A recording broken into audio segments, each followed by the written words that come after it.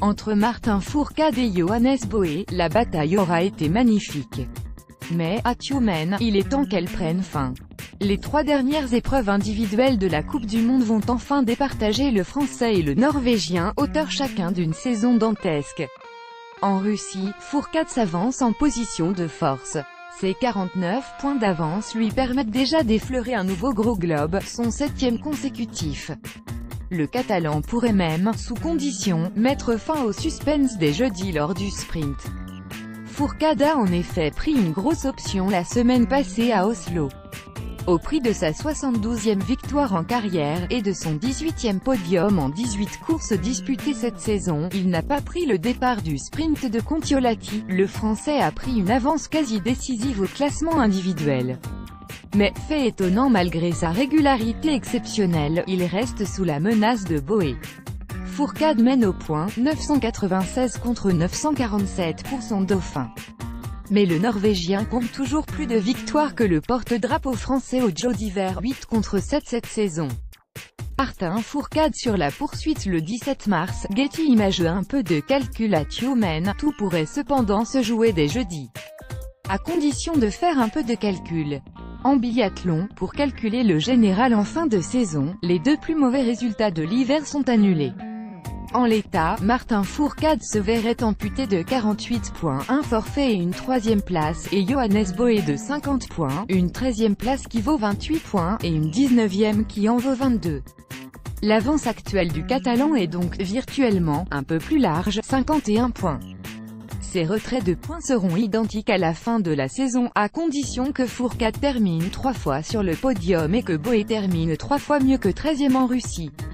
Aussi, si le Norvégien termine dans les 13 premiers du sprint de Tumen avec plus de 70 points de retard sur Martin Fourcade, le Français remportera le gros globe.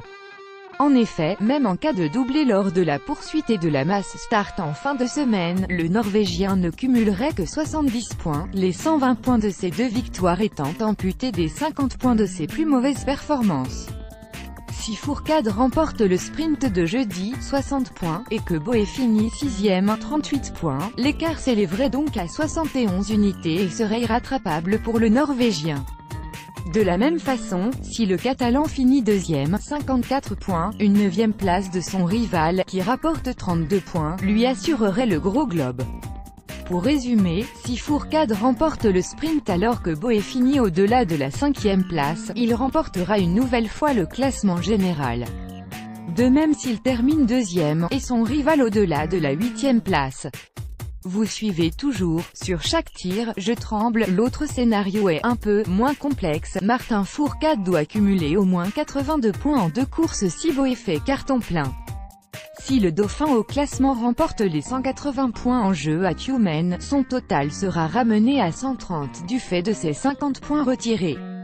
Or, Fourcade a, en l'état, 49 points d'avance. Soustrayez 49 à 130, et vous obtenez 81, soit le total de points que Fourcade doit marquer pour être au moins à égalité avec le Norvégien.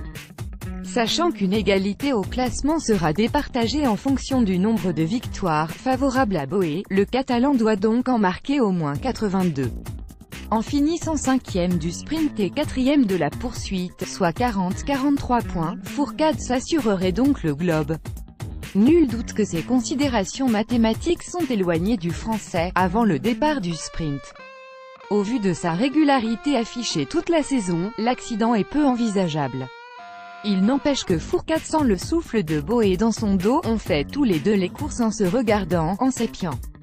49 points, cela peut paraître beaucoup, mais il suffit d'une course pour tout remettre en question. Aujourd'hui, sur chaque tir, je tremble parce qu'il y a un enjeu énorme. Dominateur au Joe, le Catalan n'ose pas comparer, et la Coupe du Monde est bien plus difficile à gagner. C'est une bataille constante contre soi-même et c'est usant, de quoi savourer d'autant plus ce globe, s'il vient à le gagner. Martin Fourcade touche du doigt un record avec son 7e titre consécutif, un de plus que la légende Ole Einar Bjørndalen.